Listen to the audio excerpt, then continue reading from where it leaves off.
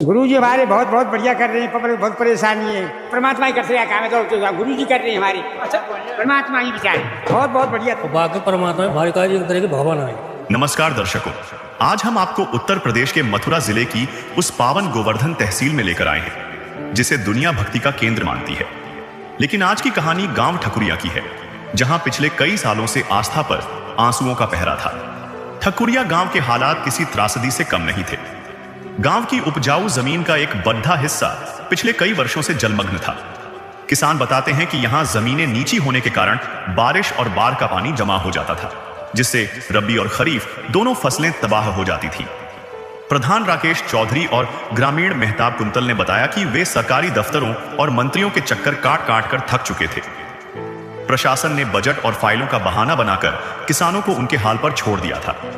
हालत यह थी कि किसानों के पास बच्चों के पालन पोषण तक के लाले पड़ गए थे।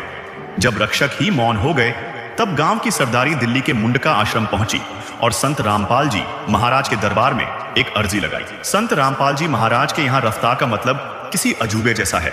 ग्रामीणों ने हैरानी जताते हुए बताया कि उन्होंने अर्जी दी और मात्र 24 से 48 घंटों के भीतर सर्वे होकर राहत का विशाल काफिला ठकुरिया की गलियों में खड़ा था। गांव को इस पुरानी समस्या से मुक्ति दिलाने के लिए संत रामपाल जी महाराज ने 1000 फुट 8 इंची मजबूत पाइप, 660 फुट बिजली की कॉपर वायर और एक विशाल 15 हॉर्स पावर की मोटर भिजवाई। मदद इतनी मुकम्मल थी कि पाइप और मोटर के साथ साथ ऑटोमेटिक स्टार्टर, बैंड, हांडी और यहां तक कि नट बोल्ट और पाइप जोड़ धरने वाला सॉल्यूशन भी साथ भेजा गया।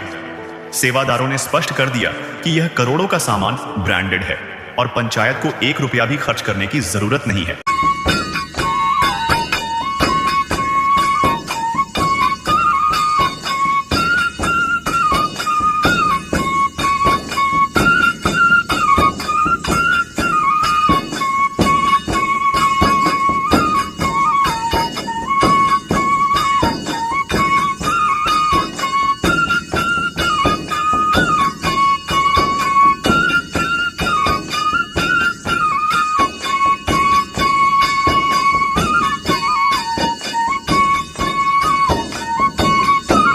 आज ठकुरिया गांव की उस जमीन पर हरियाली का ऐसा साम्राज्य है जिसे देखकर खुद किसानों को अपनी आंखों पर यकीन नहीं हो रहा है।